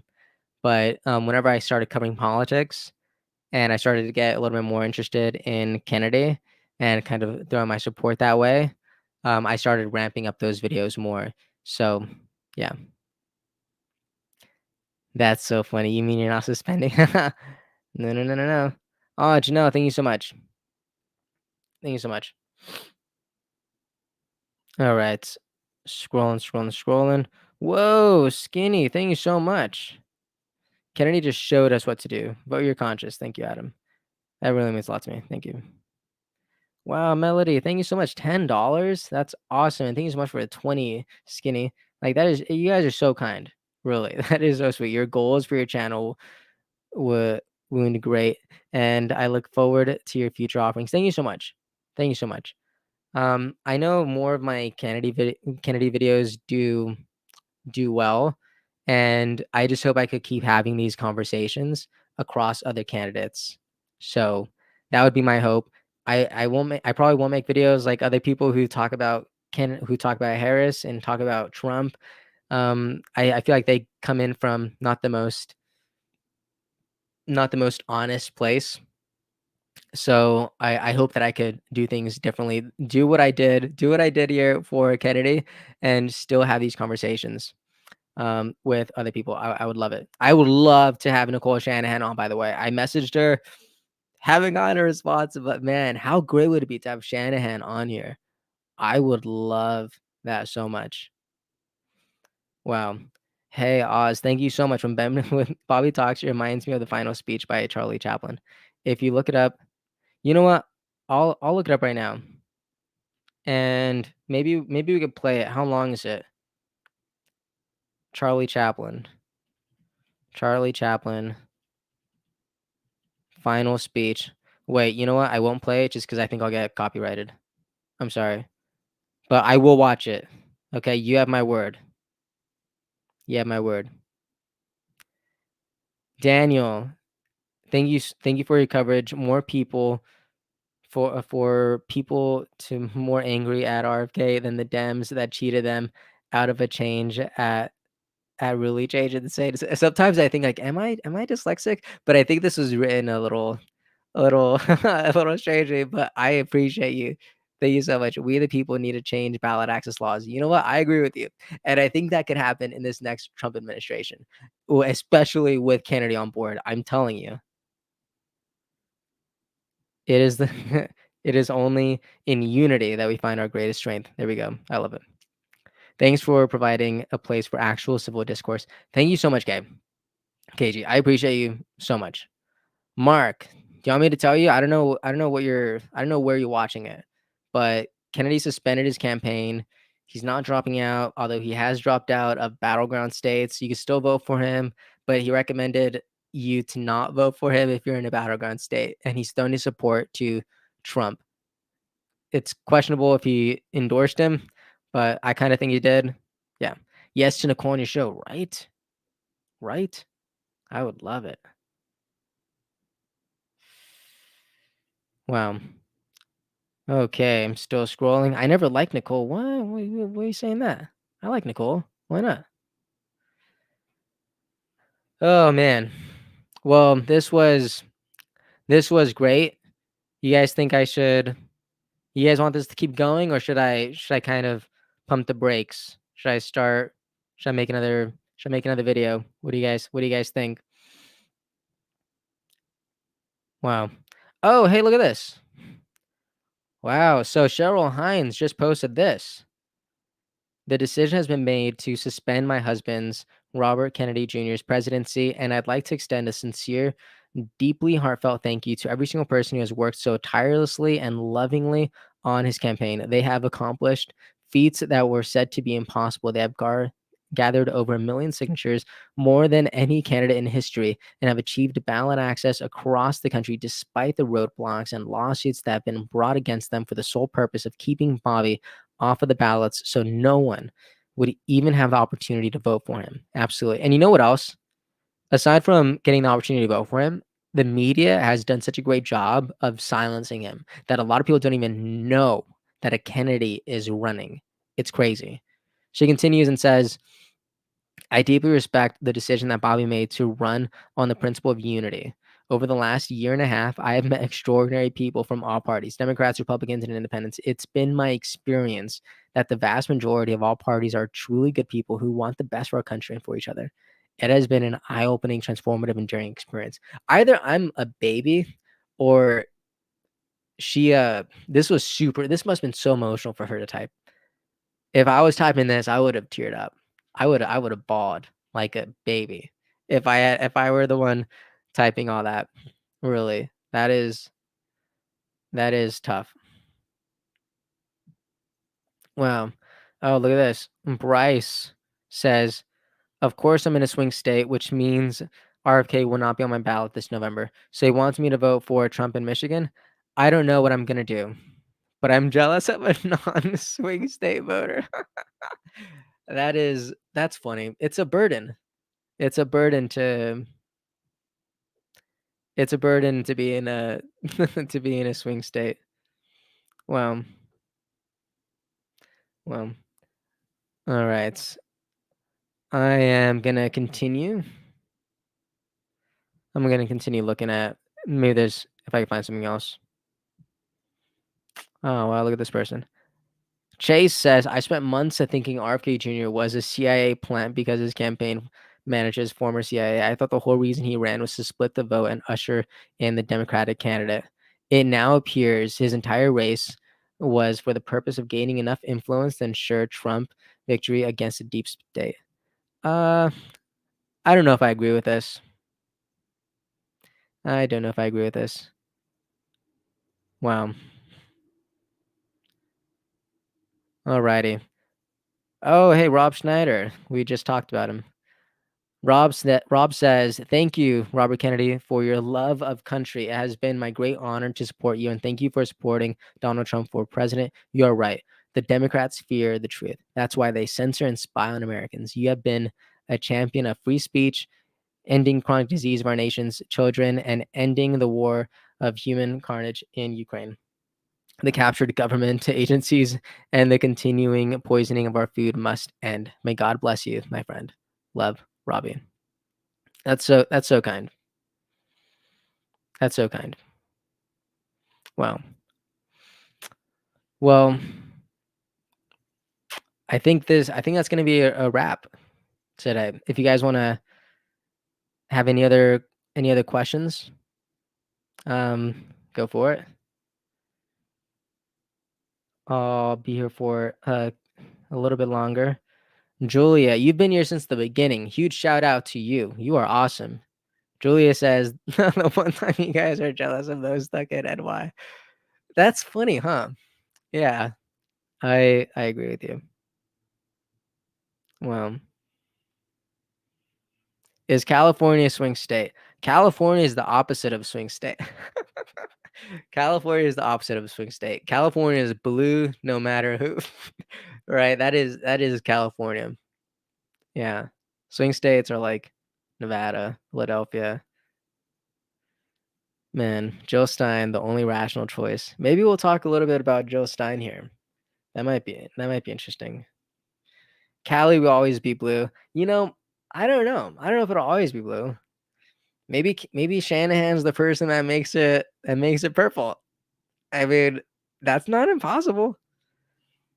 Wow. Randy, thank you so much. Thank you so much. Um, your name just took me back. I recently had I had a friend named Randy who never reached out to me. Whatever. Anyways, what happens to your channel moving forward? Your charismatic personality, something I don't want to miss. The videos will be coming. Okay, they will be coming, and I just hope that you guys are prepared to explore different conversations. Okay, um, and like if there's more Kennedy content to make, then I will make it. But if I see that there's other conversations that I could be having in a meaningful way, then I would love to make those too. Okay. Yes. Alrighty. We are. Christopher says California is falling apart, but they'll still vote blue. Makes no sense. We'll see. Noah Hacking says, "Adam, have me on your show. I'll tell you the truth." What's the truth? Man. Alrighty. Thank you guys so much for watching. I think that's gonna be all. I appreciate you all so much. You are all rock stars. Okay, you are all rock stars. Thank you for joining as we watch this historic live stream. I appreciate you all so much, and I will see you next time. Because you have my word, there will be a next time. Thank you so much, and I love you all, really.